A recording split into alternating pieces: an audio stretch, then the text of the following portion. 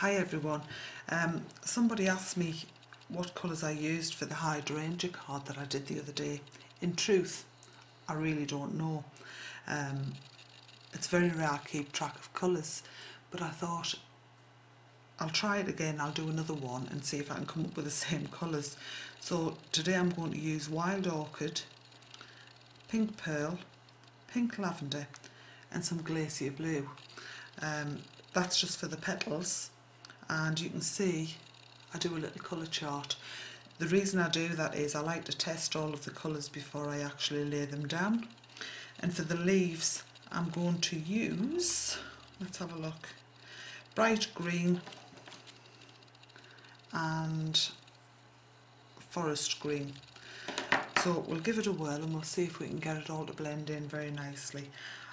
I'm going to start with the lightest of my colours, and I believe that's Pink Lavender. And I think over the top, the image by the way is by Just Inclined. You can see I've got it on the bottom there. So I'm going to start the lightest of the colours, and I'm just going to fill in all the little petals apart from the tiny little centres there, which I'll do in a nice lemony colour later on. And I'm just literally going very quickly over all of the petals.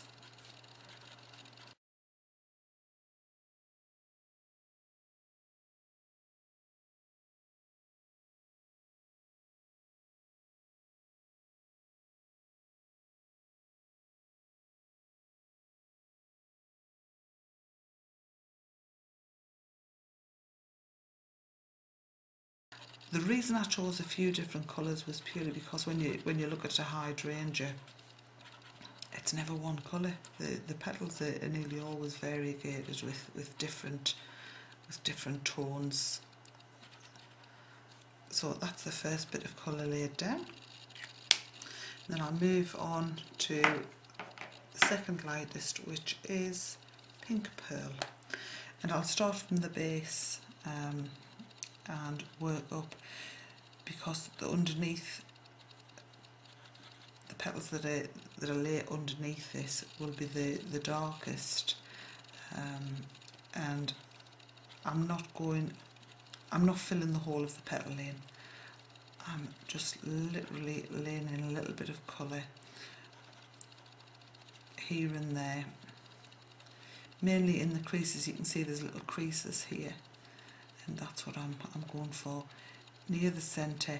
If the petal's curled over, then I may just tip a little bit where it's curled under, and the ones that's right behind, that I'll make a little bit darker.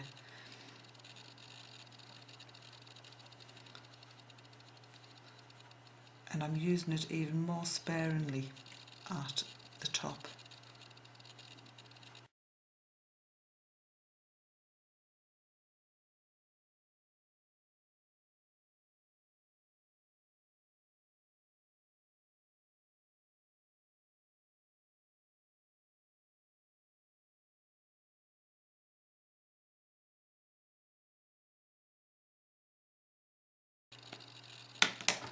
I'll move then on to the next shade, which is the darkest shade, and that's Wild Orchid.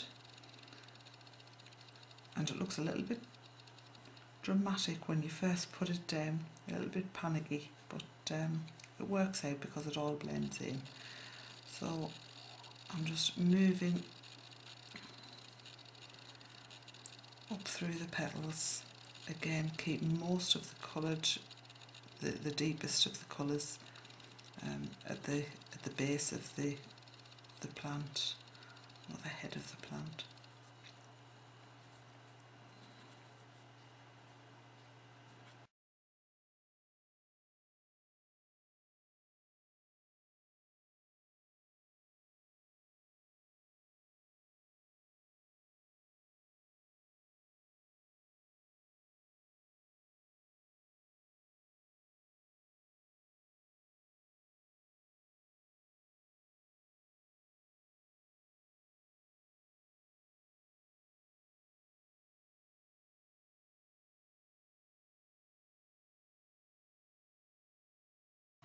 and you can see I'm keeping most of the colour under here and coming round the sides and getting less and less of the deeper colour towards the top. I'm sorry, I'm out of focus for you, there we go. So most of the colours around here and getting less and less towards the top, keeping it pretty light there.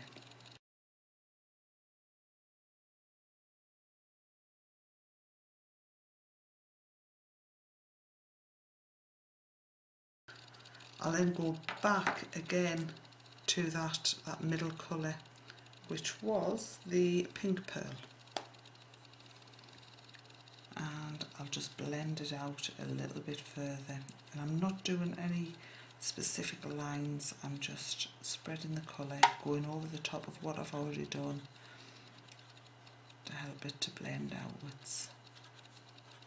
Blending the harshness, if you like, taking the harsh edges off the colour that I've already laid down, and yet still leaving some of the tips, you know, so that you've got some light in there as well.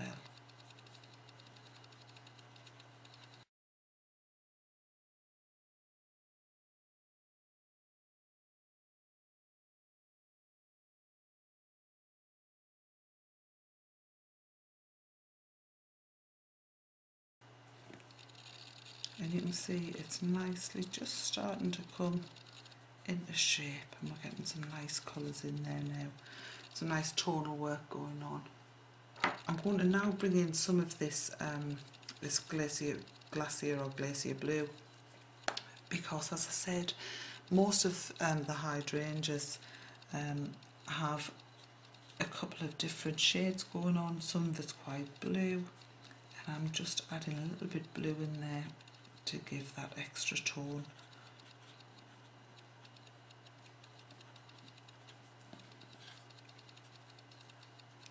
And again, keeping most of the colour around the sides and across the bottom.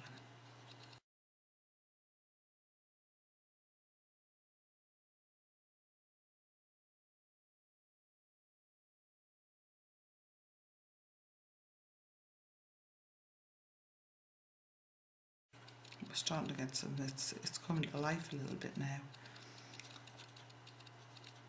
I think it's easy just to do a flat colour and do all of the same shades, but what it does, if you keep colour underneath and on the top, it gives it that rounded appearance.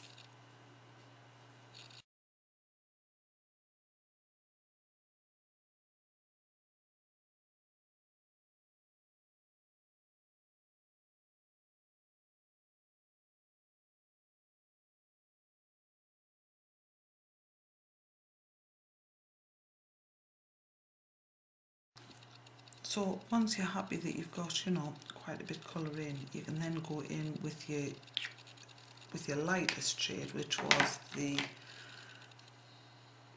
pink lavender. And I'm just going to blend all of the colours out again, just by going over the top of what I've already done.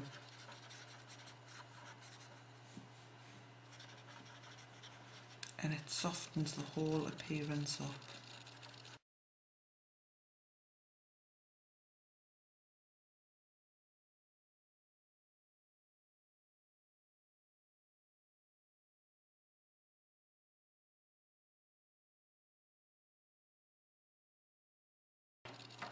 And once more I'm going back to that middle colour, which was the pink pearl.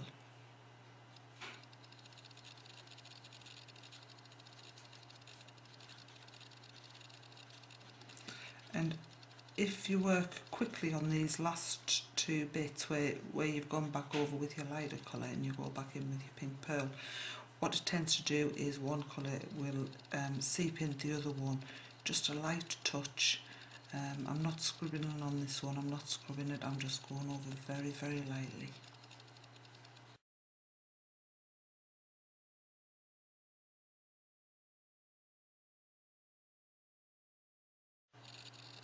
And there we go. And then all that's left on that one to do is add some yellow into the centres, and I'm just going to grab a pro marker because I've got those at hand. And this one's Canary, and just go into all of the centres.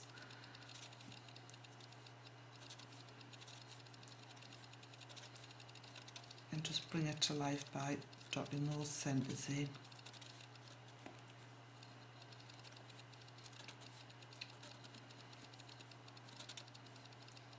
And I think that's all of them. I'll normally find one that I've missed, but there we go. So that's the colour that we've got. I'll see if I can zoom that in for you. There we go.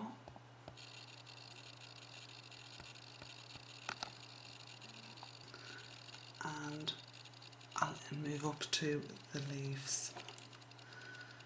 And I want to start this time with the darkest shade, which was forest green. And I'm going to go underneath all of the petals with the forest green, the deepest colour. And anywhere that it overlaps, and that'll give me a nice shadow. I will come right down the centre and do a few veins just say touching where the lines are.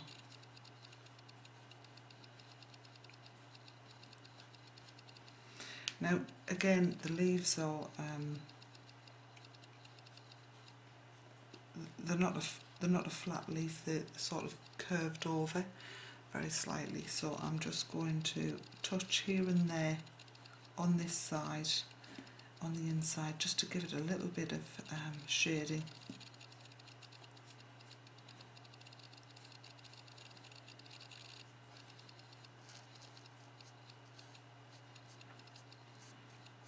So very light touches, and then come down with some shading.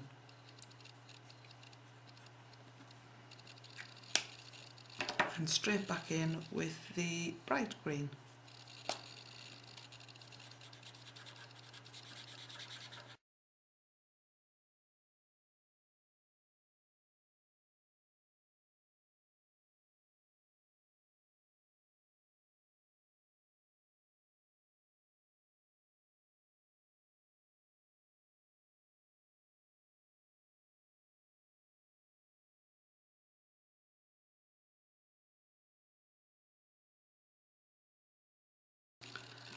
And then I'm going to go back in again with that forest green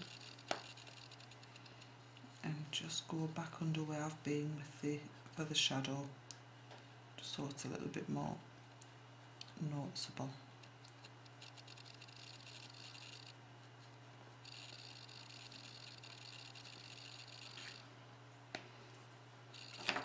And there we have it.